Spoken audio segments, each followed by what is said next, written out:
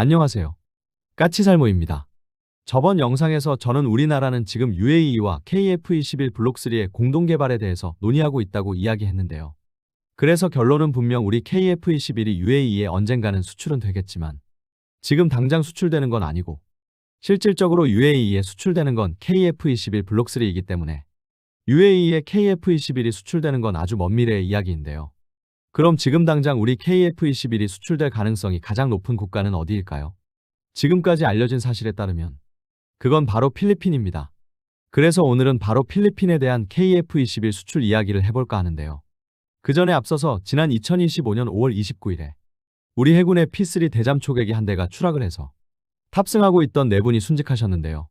이번에 추락 원인 1차 발표가 있었네요. 솔직히 말해서 이번 발표 후에 추가 발표는 없을 것 같습니다. 왜냐하면 사고조사위원회에 따르면 이번에 추락한 P3는 너무 낡은 기체라 정확한 사고 기록 저장 장치가 없어서 더 이상의 자세한 조사는 불가능하다고 이야기하고 있기 때문입니다. 이번 달인 11월 13일에 해군 초계기 추락사고 민관군 합동조사위원회에서 이번 추락사고 원인을 밝혔는데요. 결론을 말하면 이번 사고는 기계적, 인적 환경적 요인이 복합적으로 작용해서 발생한 사고라고 하고요. 사고위원회에서 하는 말을 그대로 옮기면 사고의 직접 원인은 이륙 상승선회 중 적어도 저에너지, 고바듬각 고경사각 상태에서 실속에 진입한 후 회복이 불가했기 때문인 것으로 판단했다라고 합니다.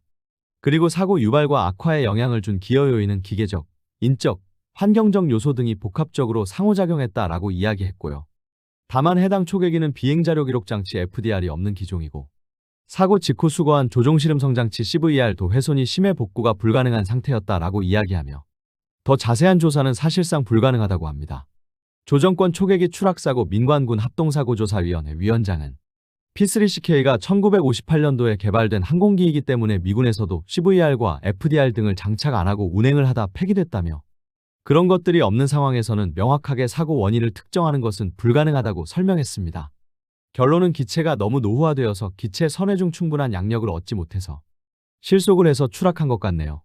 그리고 비행자료 기록장치나 그리고 조종실 음성장치 같은 게 없거나 훼손되어서 더 자세한 조사도 불가능한 것이고요. 솔직히 말해서 요즘 세상에 이런 장치가 없는 항공기가 있다는 게 많이 당혹스러운데요. 민항기에도 이런 장치는 당연히 있기 때문에 이런 장치가 없을 거라는 건 생각도 못 해본지라 이 기체는 나중에 개량이 된 기체인데 그럼 개량을 할 때라도 달아줬어야 하는 게 아닌가 하는 생각도 들고요. 우리 조종사분들이 이런 구식 기체를 운용하고 있구나 하는 생각도 드니 마음이 아프네요. 결론은 기체를 개량해서 임무에 필요한 신형 장비를 달아줄 때도 이런 걸 달아주지는 않았다는 게 더 가슴 아프고요. 결론은 기체가 너무 구식이라 사고 원인도 대략적으로만 파악할 수 있을 뿐이고 자세한 사고 원인도 파악하지 못한다니 할 말이 없습니다. 이런 일이 있을 때마다 항상 하는 이야기가 제발 빨리 이런 낡은 기체를 교체해야 한다는 것 말고 할 말도 없고요. 그래서 우리나라에서는 장기적으로 P3 대잠 초계기를 교체하기 위해서 포세이돈 대잠 초계기를 도입하고 있었는데요. 최근에 카이에서 국산 대잠 초계기를 개발한다는 이야기가 있었고 저는 저번에 대한항공도 아닌 카이가 왜 갑자기 국산 대잠 초계기를 개발하려고 하는 건지 이유를 모르겠다고 했는데요. 그런데 카이가 국산 대잠 초계기를 개발하려는 이유가 있더군요. 결론은 미국의 보잉에서 PA 포세이돈 대잠 초계기를 단종시킨다고 하네요. 저는 이 사실을 미처 몰랐고요. 미국 보잉이 포세이돈을 단종시키려는 이유가 포세이돈을 만드는데 사용하는 B737 모델이 단종되기 때문이라고 해요. 그래서 포세이돈이 단종되어서 우리가 앞으로 포세이돈을 추가 구매하려고 해도 구매를 할 수가 없다네요. 그래서 카이에서 국산 대잠 초계기를 제한하고 있다고 합니다. 그리고 중고 P3를 도입해서 개량하는 사업을 한 대한항공과 달리 카이는 대잠 초계기 기술이 많이 떨어진다고 제가 이야기했는데요. 이 점도 제가 잘못 알고 있던 것입니다. 분명 사막에서 중고 P3를 도입할 때 개량 사업을 한 건 대한항공인데요. 원래 우리나라가 보유하고 있던 P3도 나중에 P3K 사양으로 업그레이드를 했고 이 개량 사업은 대한항공이 아닌 카이가 했더군요. 그래서 결론은 대한항공과 카이는 기술력이 동일하다고 할 수 있습니다. 그래서 이 점은 제가 잘못 알고 있던 사실입니다. 그래서 어차피 미국으로부터 포세이돈 대잠 초계기를 구매하지 못하면 국산을 개발하거나 다른 기종을 찾아보거나 해야 할 것 같기는 합니다. 아무튼 어떤 방법이든 하루라도 빨리 비행기록 장치도 없는 P3를 교체해야 한다고 보네요. 그리고 저도 이번에 처음 알았는데요. 우리나라가 특수부대를 위해서 각종 장비 도입 사업을 하고 있고 그중에는 신형 소총이나 권총 도입 사업도 하고 있는데요. 특히 소총은 국산으로 도입한 K13이 문제가 많아서 많은 사람들의 욕을 먹었는데요.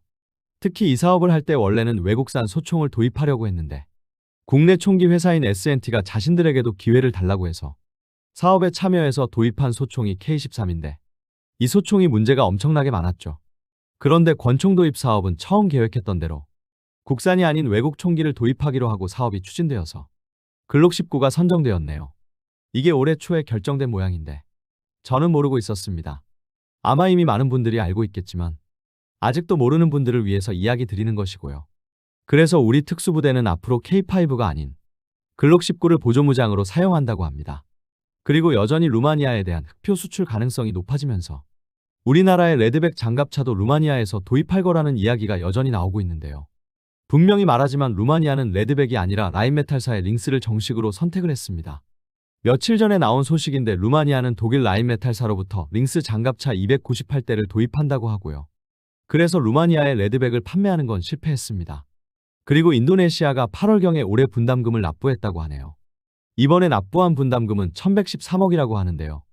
인도네시아가 납부한 분담금을 보면 2017년에 452억을 냈고 2018년에는 미납을 했고 2019년에는 1320억을 냈고 2020년과 2021년에는 미납, 2022년에는 94억을 납부하고 2023년에는 417억을 납부했는데요. 그러다가 인도네시아가 작년에 분담금을 줄여주라고 했고 그래서 우리는 분담금을 6천억으로 줄여주게 되는데요. 그리고 작년부터 인도네시아는 분담금을 성실히 납부를 해서 이번에 납부한 금액까지 합치면 지금까지 납부한 금액이 4,957억이라고 하네요. 그래서 남은 잔액이 1,043억으로 이제 내년에 분담금을 내게 되면 인니는 분담금을 완납하게 된다고 합니다. 그리고 인도네시아의 내년 예산에는 이미 내년 분담금이 포함되어 있다고 합니다. 그래서 요즘은 우리가 분담금을 줄여준 이후에는 아주 성실하게 납부하고 있습니다. 그리고 최근에는 인니에서 대규모 교육생을 우리나라에 파견한다고 하기도 했죠. 그래서 지금 그 어느 때보다도 인니는 KF-21 도입에 적극적인데요. 그런데 또 최근에는 중국산 전투기를 도입한다고 해서 많은 사람들을 당황시켰는데요. 아무튼 그래서 중국산 전투기가 어떠하든 지금까지는 우리와의 계약을 성실하게 이행 중이긴 합니다. 다만 문제가 있다면 제가 저번 영상에서도 이야기했지만 인니가 분담금을 줄이는 바람에 우리가 인도네시아에 이전해줄 수 있는 기술은 대폭 줄어들었고 그래서 이 정도 기술 이전으로는 절대로 인도네시아의 독자적인 모델인 IF-21을 만들 수가 없는데 여전히 인도네시아는 독자 모델을 고집하고 있어서 아마 이게 나중에 문제가 될 것입니다. 당연히 우리에게 이전받은 기술이 별로 없으니 독자 모델을 개발할 수 없는 건 너무도 당연한데 문제는 틀림없이 인도네시아는 자신들이 독자 모델을 개발하지 못한 잘못이 우리에게 있다고 이야기할 게 틀림없거든요. 그래서 여전히 인도네시아 문제는 완전히 끝난 게 아닙니다. 솔직히 분담금을 6천억으로 줄였을 때 대부분의 사람들이 이제 인도네시아만의 독자 모델은 불가능하니 그냥 인도네시아 현지에서 우리 KF-21을 라이센스 생산할 줄 알았는데 인도네시아는 우리나라에서 확보하지 못한 나머지 기술은 어디서 구해서 IF-21을 완성하려고 하는 건지 솔직히 인도네시아가 중국산 전투기를 구매하는 것보다도 이게 더 걱정입니다. 결론은 우리가 이렇게 어떻게 해서든 분담금을 낮추어서까지 인도네시아를 잡아두고 있는 이유는 역시 분담금 6천억이 문제가 아니라 역시 인도네시아가 우리에게서 도입한다는 KF-21 48대 때문인데요. 그만큼 전투기를 만들고 수출한다는 건 결코 쉬운 일이 아닙니다. 그래서 우리 카이는 KF-21의 첫 수출을 기록하기 위해서 아주 필사적이고 최근에 우리의 대통령이 UAE를 방문하면서 또 다시 UAE에 대한 KF-21 수출 이야기가 나와서 혹시나 UAE가 KF-21 블록 1이나 2를 구매해줄까 하고 기대를 걸었는데요. 역시 UAE는 KF-21 블록 1이나 2에는 관심이 없었고 5세대 스텔스 전투기인 블록 3에만 관심이 있는 것이고요. 제가 알기로는 UAE와 우리나라가 KF-21 블록 3를 공동 개발하는 문제를 논의하기 시작한 것만 해도 몇 년째입니다. 그리고 결코 UAE와 협상은 쉬운 게 아니고요. 결국은 UAE와 협상에서 가장 난항을 겪었던 문제는 다름 아닌 기술 이전 문제입니다. UAE가 이전을 요구한 기술이 너무 많고 그리고 너무 핵심 기술이라 이 문제 때문에 협상이 몇 년을 끌었던 건데요. 한마디로 말해서 우리가 UAE와 KF-21 블록 3를 공동 개발하는 게 무조건 좋은 건 아니라는 이야기입니다. 그럼 인도네시아나 UAE 말고 우리 KF-21 블록 1이나 2를 구매할 가능성이 높은 나라는 없냐라고 했을 때 현 시점을 기준으로 우리의 KF-21을 도입할 가능성이 가장 높은 나라는 필리핀과 폴란드입니다. 그 중에서도 폴란드는 장기적으로 우리나라에서 KF-21을 직도입할지 아니면 현지에서 라이센스 생산을 할지도 아직 결정을 못하는 등 한마디로 말해서 지금은 거의 협상 초기 단계에 불과한 상태라 정식 수출로 이어지려면 아직도 한참이 남은 상태이고요. 한마디로 말해서 폴란드가 KF-21을 구매할 가능성이 높은 건 사실이지만 지금은 협상 초기 단계라 협상에만 아마 몇 년이 더 걸리게 될 것입니다. 그래서 폴란드는 지금 당장은 KF-21을 구매하지는 않을 거라고 봅니다. 그래서 지금 당장 가장 먼저 KF-21을 구매할 것으로 여겨지는 나라는 바로 필리핀입니다. 원래 필리핀은 우리 KF-21이 아니라 미국의 F-16을 구매하려고 했었죠. 그런데 미국에서 F-16의 구매 가격으로 무려 전투기 20대에 55억 8천만 달러를 요구하게 됩니다. 우리 돈으로 8조 1,800억으로. 한마디로 전투기 한 대에 4천억을 요구한 것입니다. 그래서 필리핀에서는 미국의 군사원조가 없으면 F-16을 구매할 수 없다고 하기도 했습니다. 솔직히 필리핀이 F-16을 구매해도 문제인 게 원래 F-16을 생산하는 록히드 마틴의 최대 전투기 생산 공장은 텍사스주 포트워스 공장인데요. 지금 록히드 마틴은 이 공장을 전부 F-35 생산 라인으로 변경을 한 상태입니다. 그래서 록히드 마틴은 F-16의 생산 라인을 사우스캐롤라이나주의 그린빌로 옮기게 되는데요. 록히드 마틴 측 주장에 따르면 이 공장에서 연간 48대 F-16을 생산할 거라고 했지만 지금까지 이 공장에서 생산한 F-16이 26대라고 합니다. 물론 생산 라인이 이제 막 옮겨가서 라인이 안정화되지 못한 요인도 있지만요. 이 공장이 정상적으로 돌아가서 연간 48대를 생산한다고 해도 문제인 게 지금 F-16의 주문량이 밀려있는 것만 해도 120대가 넘는 것으로 알고 있습니다. 그래서 필리핀이 아무리 F-16을 지금 주문해도 빠른 시간에 받는다는 건 불가능합니다. 그래서 지금 필리핀은 F-16의 구매는 포기한 상태이고요. 현재 필리핀의 전투기 도입 사업에 남아있는 건 스웨덴 사브사의 그리펜과 그리고 우리 KF-21인데요. 여기서도 우리 KF-21이 더 유리한 것으로 알고 있습니다. 그럼 왜 우리 KF-21이 더 유리하냐라고 했을 때 우선 그리펜의 가격이 우리 KF-21보다 비쌉니다. 저번에 우리가 페루의 KF-21을 제안했을 때 우리가 페루에 제안한 가격이 대당 1억 달러. 그러니까 대당 1,400억 선이었습니다. 모든 걸 포함한 프로그램 코스트로요. 그런데 저번에 태국에서 그리펜 전투기 4대를 추가 구매하기로 하고 계약한 가격이 대략 우리 돈으로 8천억 선이었습니다. 그래서 그리펜의 대당 가격은 2천억 선으로 우리의 KF-21보다 월등하게 비쌌습니다. 문제는 그러면서 사브도 그리펜의 수주량이 많이 밀려 있어서 필리핀에 대한 빠른 공급이 불가능하다는 점입니다. 스웨덴 사브에서 연간 생산할 수 있는 그리펜이 12대라고 하는데요. 올해는 지금까지 9대를 생산했다고 합니다. 그런데 지금 브라질에서도 그리펜을 추가로 구매한다고 하고 태국에서도 추가 구매를 요구했고 또 콜롬비아에서도 그리펜을 도입한다고 하죠. 페루도 마찬가지고요. 그래서 여기도 상당히 많은 수주량이 밀리고 있어서 F-16만큼은 아니어도 그리펜도 지금 주문해도 빨리 받을 수가 없습니다. 더욱이 그리펜은 필리핀에서 가장 문제가 되는 게 단발 엔진 기체라는 점입니다. 물론 F-16도 단발기이지만요. 이게 왜 문제가 되냐면 필리핀은 섬으로 이루어진 나라이고 그래서 필리핀의 전투기는 주로 바다 위에서 작전을 하게 되는데요. 그래서 필리핀은 최대한 긴 항속거리와 쌍발기를 선호하고 있다고 해요. 필리핀이 처음에 F-16을 구매하려고 했던 건 중국과의 군사적 충돌에서 미국과의 관계가 중요해서이지만 스웨덴은 전혀 그런 관계도 아니고 차라리 지역적으로 더 가까운 우리나라와의 관계를 개선하는 게 필리핀에게도 유리하고요. 한마디로 스웨덴은 정치적으로 필리핀에게 어필할 만한 것도 없다는 이야기죠. 더욱이 우리나라의 카이에서는 이걸 여러분이 어떻게 받아들일지 모르겠지만 지금 주문하면 KF-21 블록 1이 아닌 블록 2를 2028년부터 공급해준다고 했다고 합니다. 여러분도 알겠지만 지금 우리나라는 KF-21 블록 1을 생산하고 있고 블록 2 1차 모델을 2027년까지 개발 완료해서 2028년부터 우리 공군에 공급한다고 하는데요. 필리핀에게도 2028년부터 공급을 해줄 수 있다고 약속을 했다고 합니다.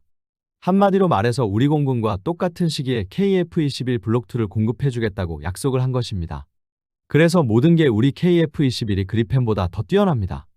지리적 가까움으로 인한 정치적 문제에서도 유럽 국가인 스웨덴보다 우리가 더 유리하고 그리고 단발기인 그리펜에 비해서 쌍발기인 KF-21이 더 유리하고 프로그램 가격으로 대당 2천억 선인 그리펜에 비해서 우리는 첫 수출이기 때문에 프로그램 가격도 파격적으로 대당 1,400억을 요구하고 있고 전투기 인도 시기도 우리가 가장 빠릅니다.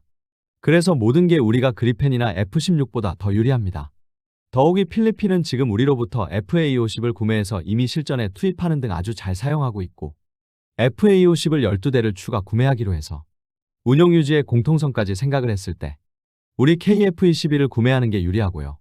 다만 지금 우리 KF-21이 문제가 되는 건 역시 이제 막 개발되었고 그 신뢰성이 전혀 입증되지 못했다는 점입니다.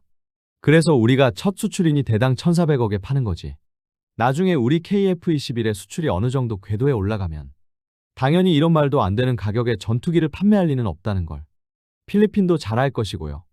한마디로 지금 필리핀이 전투기를 구매하는 데 있어서 가장 문제가 되는 건 가격인데 지금이 아니면 KF-21을 이렇게 저렴하게 구매하는 게 불가능하다는 걸 필리핀도 아주 잘 알고 있습니다. 그래서 우리 KF-21이 이제 막 개발되어서 전혀 신뢰성이 입증이 안 된 기체이지만 필리핀으로서는 분명 어떻게 보면 모험이라고 할 수 있는 도박을 해볼 만한 가치는 충분히 있다고 할 수 있습니다. 그래서 지금 필리핀 전투기 사업에서는 스웨덴 사브의 그리펜보다 우리가 더 유리하다고 알려져 있습니다. 그런데 보시면 알겠지만 지금 우리 카이는 KF-21 전투기의 첫 수출을 위해서 아주 필사적인데요. 한마디로 말해서 그만큼 전투기 첫 수출이 어려운 것입니다. 그리고 특히 우리의 KF-21 첫 수출이 어려운 이유가 암남통합인데요.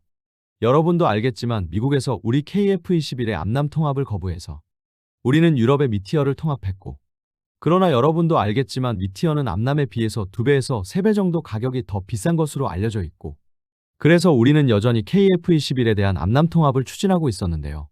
그런데 그게 잘 안 된 모양입니다. 저번에 국회 국방위의 유영원 의원이 우리 KF-21에 대한 암남통합이 지연되고 있다고 이야기했고 미국의 승인이 늦어지고 있다고 이야기했으며 그 이유는 우리의 KF-21에 A사 레이더가 탑재되어 있어서라고 이야기한 바가 있는데요. 제가 최근에 듣기로는 최종적으로 우리 KF-21에 대한 암남통합이 좌절된 것으로 알고 있습니다. 왜 좌절되었는지 이유는 모르겠지만 결국은 기존의 유영원 의원이 이야기한 것에 따르면 우리의 A사 레이더에 미국이 자신들의 미사일을 통합하는 걸 승인하지 않은 게 아닌가 하고 짐작만 해보네요. 아무튼 그래서 사실상 KF-21에 대한 암남통합은 최종적으로 좌절되었고 그래서 바로 이게 우리 KF-21의 판매를 더 어렵게 하는 게 아닌가 합니다. 그러나 분명한 건 첫 수출만 이루어지면 그 다음 수출은 더 쉬워진다는 것입니다. 그래서 비록 지금은 말도 안 되는 가격에 KF-21을 팔아야 하는 입장이지만 이것도 조금만 지나면 분명 해결될 거라고 저는 봅니다. 어떤가요, 여러분? 여러분이 보기에는 필리핀이 우리의 KF-21을 구매해 줄 거라고 보시나요? 이상 영상 봐주셔서 감사합니다.